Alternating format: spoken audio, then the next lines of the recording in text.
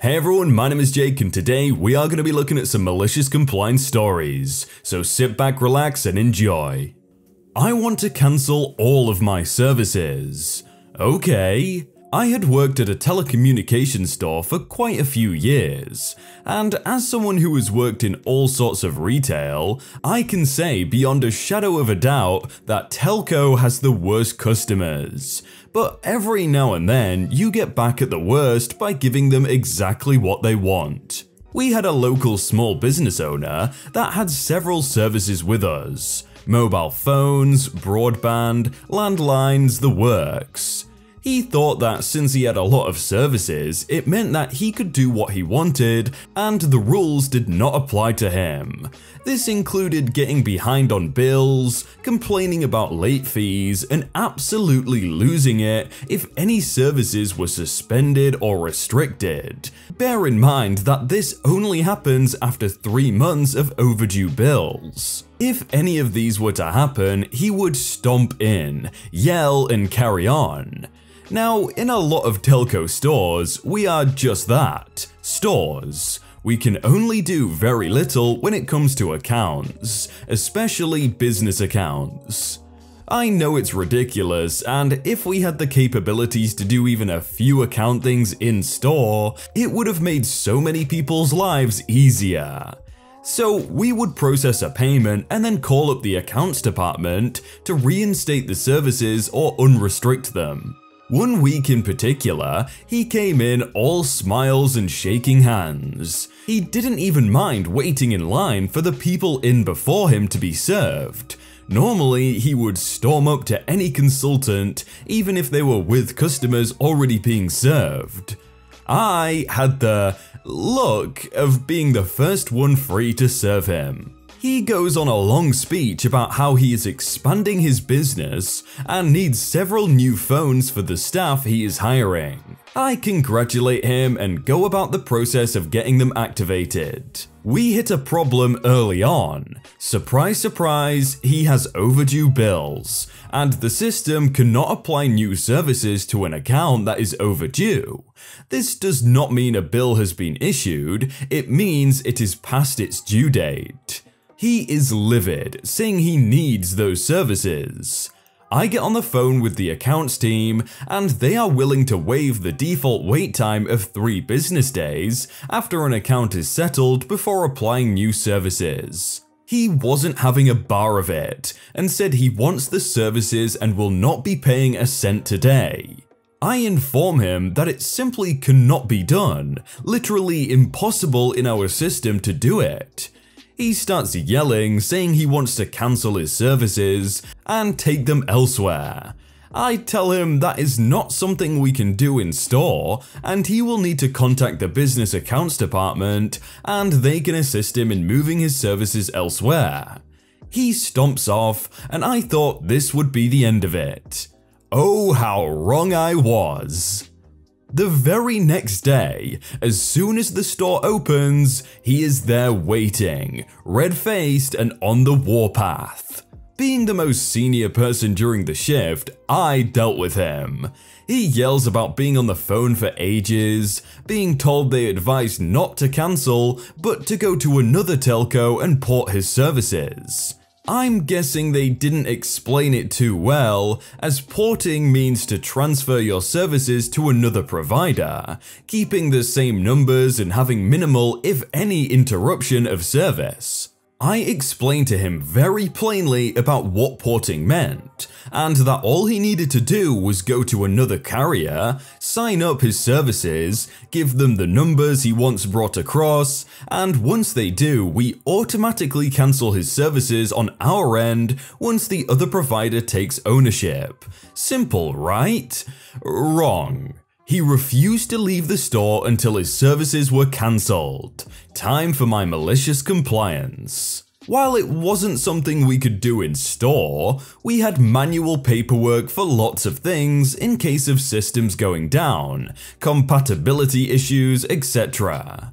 So I go through our internal server to find manual paperwork for account/service cancellations and print it off, filing everything out on it ready to go.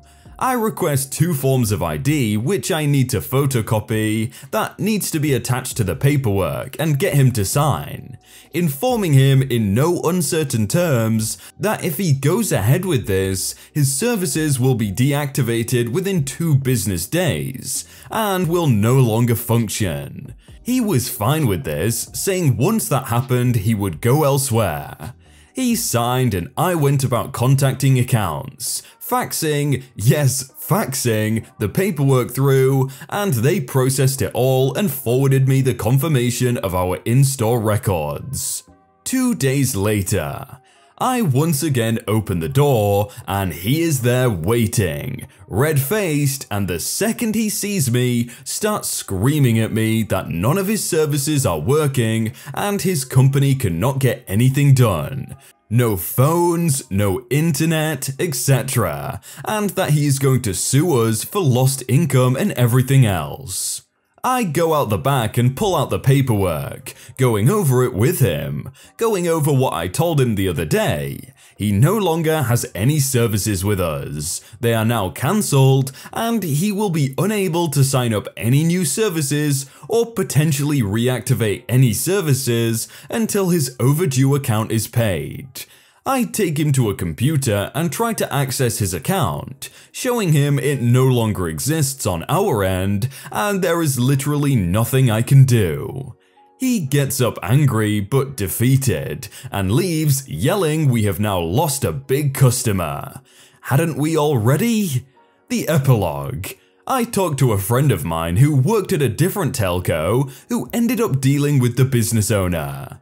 Due to his services being cancelled, they were unable to port/transfer his numbers across since they now didn't exist, and to sign up a broadband service could take up to 10 days to have activated.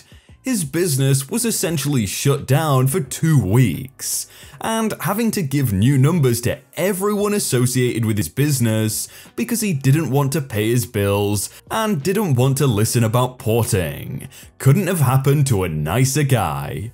What I'm really confused about is when he said, "Oh, you're losing a big customer." I don't agree with that because he never paid his bills, so is he really a customer? I don't think so. Fine, I won't do the dishes for 4 apartments anymore. So, some background. I live in an apartment complex and each apartment has 5 people in it. Everyone has their own kitchen, but for some reason, everyone from 4 different apartments eats, cooks, and hangs in my apartment. No one cleans up after themselves, so I have to do dishes, clean, and take out trash for at least 15 people. This is frustrating, but I deal with it. Well, until last week.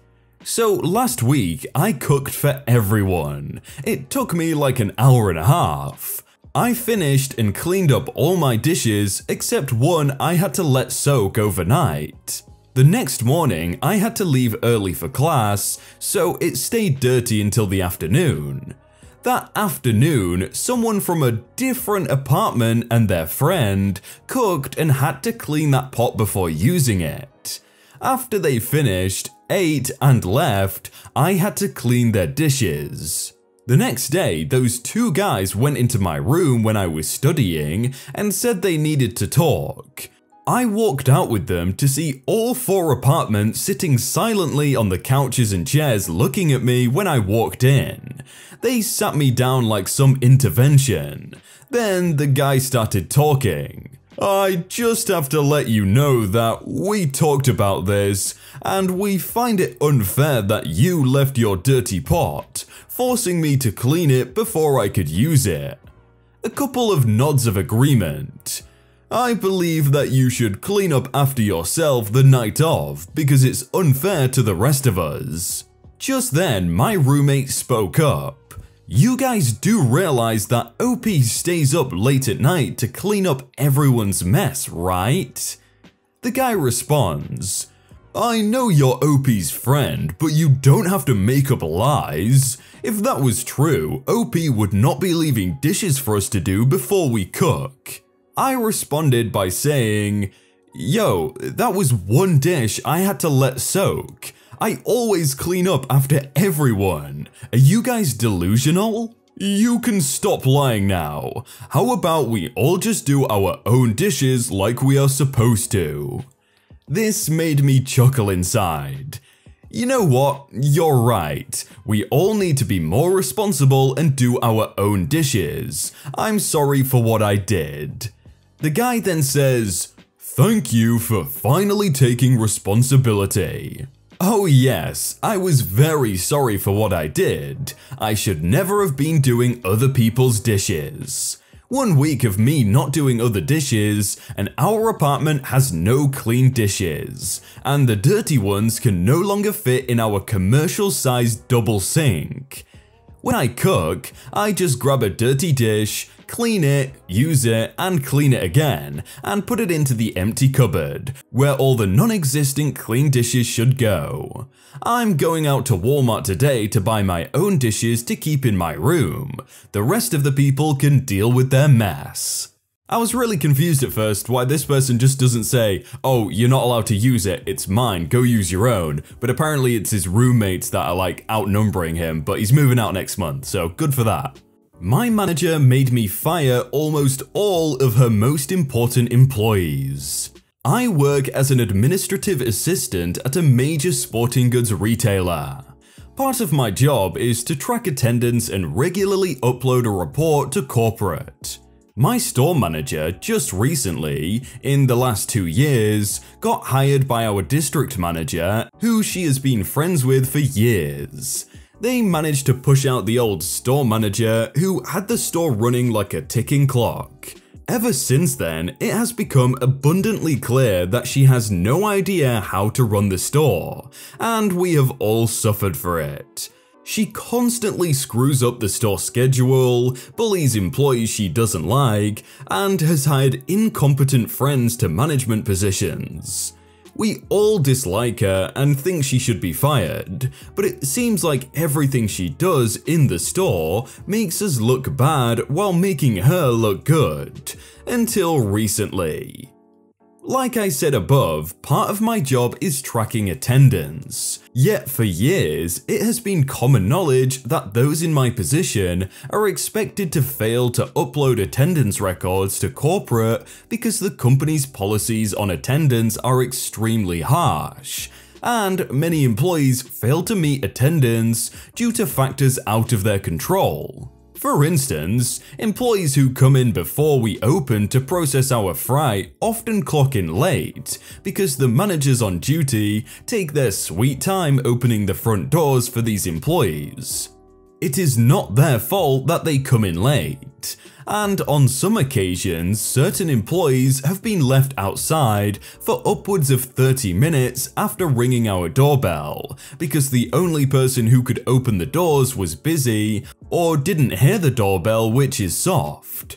Anyway, if I should upload the attendance record to corporate, many of these employees would probably be fired on the spot by our regional manager, through email because these things are automated and mandatory.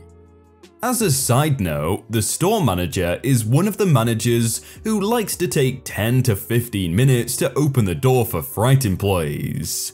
We all hate her for this, because when it's winter, we have to wait those 10 to 15 minutes outside the door in the freezing cold, and she acts like it's no big deal.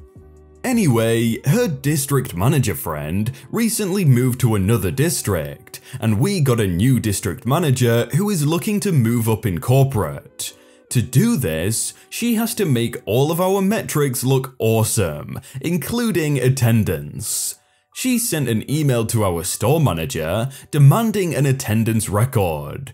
I told the store manager that this could get many employees fired, but instead of realizing the implications, she told me to run the report anyway. I tried to tell her that this could result in most of the employees who had availability before we open, who are very valuable and rare, getting fired, and she completely blew me off.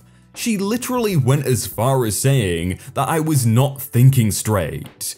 I told her that she could adjust the attendance on her end, as the district manager clearly wanted her to do. This had been common procedure due to the reasons for poor attendance, and she told me that she was the store manager, she would figure it out, and I should just do my job as I was told.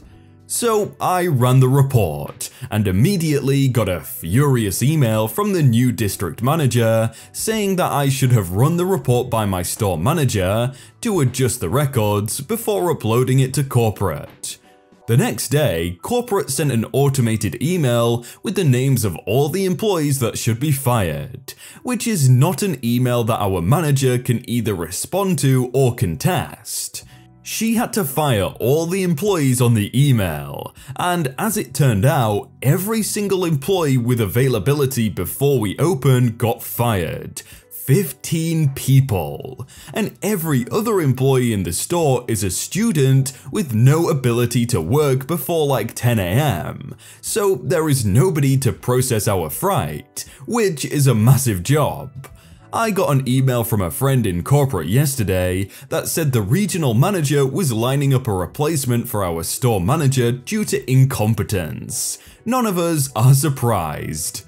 I'm sorry, but automated like attendance-based email firings, that's like the stupidest policy from corporate I've ever heard of. Wow guys, look on screen right now, you see those two videos right there? They're pretty good. I think you should click at least one of them and watch another one.